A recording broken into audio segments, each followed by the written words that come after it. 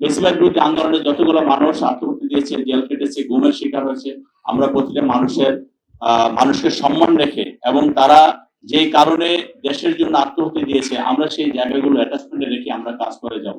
বিশেষ করে জুলাই আগস্টে যারা আত্মহত্যা দিয়েছে আমাদের ছাত্র জনতা, তাদের ব্যাপক ভূমিকা ছিল, সেই ভূমিকাকে এই দেশের মানুষ কখনো বলবে না। অবশ্যই আমরা মুসলমানরা যেভাবে যুদ্ধ শুরু করেছি, ধরেন এই যুদ্ধ শুরু হয়েছে ইহুদিদের সাথে, এখানে তারা আমাদের উপরে বোমা হামলা করেছে, কিন্তু বোমা হামলাটা কোথায় হচ্ছে, কার উপর হচ্ছে, সেটা কিন্তু দেখতে হবে।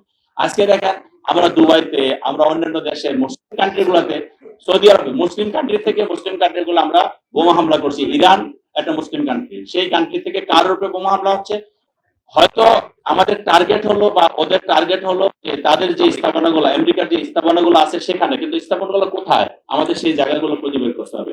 সে এখানে হলো আমাদের আমার মাথার উপরে রেখেছে, তাহলে আমার মাথার উপরে যে বোমা হামলা হয় আমি মুসলমান হিসেবে ক্ষতিগ্রস্ত হচ্ছি, সেই দিকে আমাদের দৃষ্টি রাখতে হবে।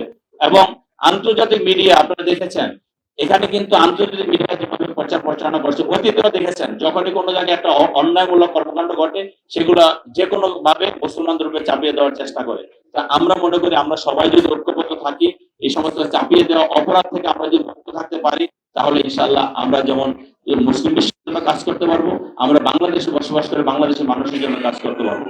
সবার উপরে আমাদের মূল জায়গাটা হলো যে আমরা যদি ঐক্যবদ্ধ থাকি, জাতিগতভাবে ঐক্যবদ্ধ থাকি, তাহলে ইনশাআল্লাহ অনেক সমস্যার আমরা সমাধান করতে পারবো, অনেক সমস্যার মোকাবেলা আমরা একসঙ্গে করতে পারবো, যেভাবে ফেসিবাদকে করেছি। তো যাই হোক, বক্তব্য দীর্ঘায়িত না করে এত সুন্দর একটা